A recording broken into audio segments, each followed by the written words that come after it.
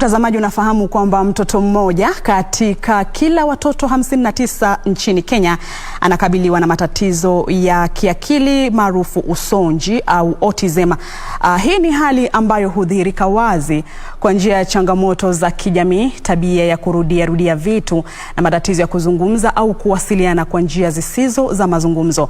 Hata hivyo, takwimu za kituo cha udhibiti wa magonjwa zinaonyesha kwamba tatizo hili likitambuliwa mapema, wagonjwa wanaweza kupata msaada wa kuboresha uwezo wa kutambua vitu.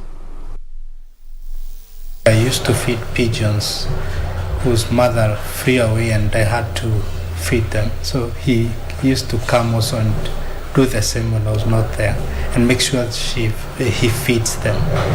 That was so amazing for me when the mother didn't know about the pigeons. Hii ndio hali ambayo Cyrus Jonde na Esther Jonde wameshuhudia katika mwanao mwenye umri wa miaka 4 anayekabiliwa na tatizo la ugonjwa wa usonji, yani autism. Wakiwa wazazi chipukizi, haikuwa rahisi kumwelewa mwanao. Initially we didn't know exactly his condition.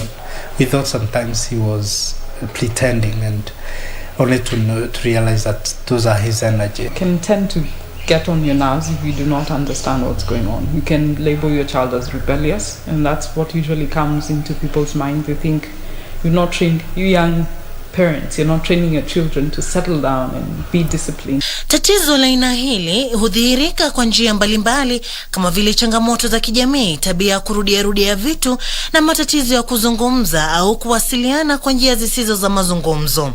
Wataalamu wanapendekeza ukadiriaji na kutambuliwa mapema kwa tatizo hili. Even here in KISE, when we carry out our functional assessment, the next thing is a referral to a child psychiatrist, a pediatric psychiatrist, who will now do the medical assessment. Mostly we after assessment we can be able to identify how the kid is presenting, if the child is hyper or maybe he or she doesn't have maybe speech.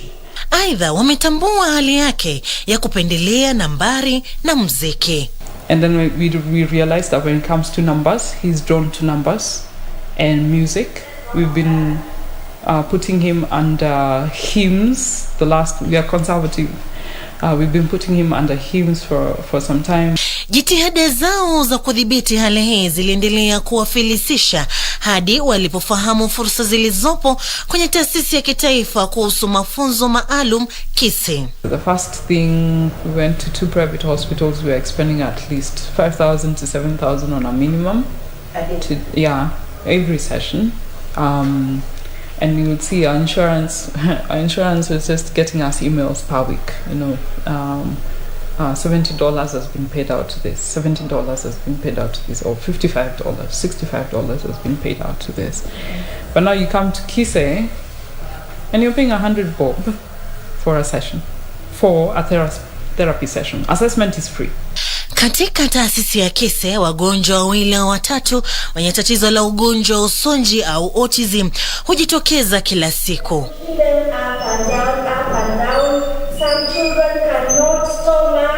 Na hiki ni mojawapo ya chumba ambapo wagonjwa wa usonji ama autism waweza kuja hapa ili kuweza kufanya zoezi ambapo kinajulikana kama hydrotherapy.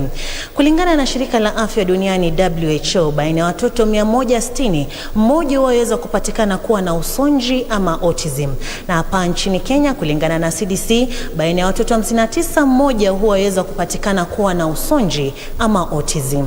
Na ikizingatiwa kwamba hakuna tiba iliyogunduliwa hadi sasa, hali hii inadhibitiwa kwa matibabu ya njia za mionzi pekee. It's a genetic condition whereby it's not reversible or there is no cure for it. So what we do, just try to manage it to bring the child or the person to near norm. We get through interviewing the parents.